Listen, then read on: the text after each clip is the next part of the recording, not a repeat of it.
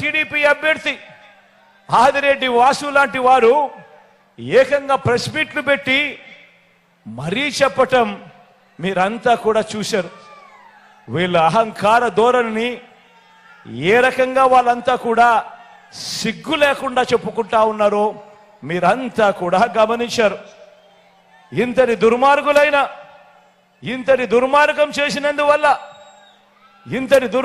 చేసినందువల్ల ఇప్పటికే రోజులుగానే నిన్న ఈరోజు ఈ మధ్యకాలంలోనే ఏకంగా 31 మంది అవ్వాతాతలు పెన్షన్లు అందుకునే పరిస్థితిలో అందుకోలేక నడచలేక అవస్థ పడలేక ఏకంగా 31 మంది ప్రాణాలు విడిచిన పరిస్థితులు కేవలం ఈ 2 రోజుల్లో 31 మందిని చంపిన ఈ చంద్రబాబు నాయుడు గారిని హంతకుడు అందామా, లేకపోతే అంతకన్నా దారుణమైన పదం ఏదైనా ఉంది అంటే అదందామా అని చెప్పి ఆలోచన చేయమని కోరుతా ఉన్నా. నేను అడుగుతా ఉన్నా ఇదే చంద్రబాబు నాయుడు, అయ్యా చంద్రబాబు నాయుడు గారు, ఈ రాష్ట్రంలో 66 లక్షల మంది పెన్షన్ తీసుకుంటా ఉన్నారు. అవ్వ తాతలు ఉన్నారు, వితంతు అక్క చెల్లెమ్మలు ఉన్నారు, నా దివ్యాంగులు ఉన్నారు. మీ అందరికీ కూడా వీరందరికీ కూడా చెబుతా ఉన్నా, కొంచెం ఓపిక పట్టండి. జూన్ 4వ తారీఖున మళ్ళీ మీ బిడ్డ ప్రభుత్వం వస్తుంది.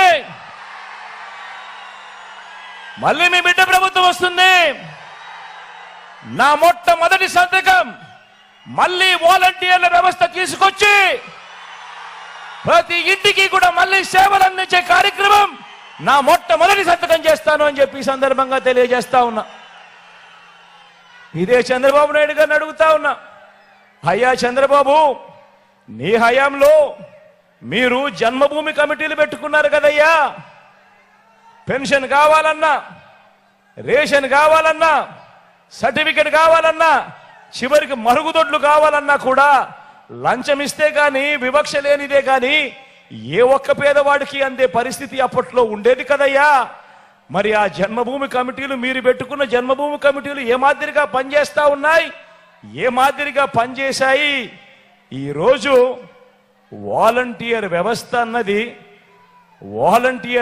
అన్నది జగన్ అభిమానించే ఈ సైన్యం ఎలా పనిచేస్తా ఉంది అని అంటే చంద్రబాబు నాయుడు గారి గుండెల్లో రైళ్లు పరిగెత్తించే కార్యక్రమం జరుగుతా ఉంది అని కూడా ఈ సందర్భంగా తెలియజేస్తా ఉన్నా.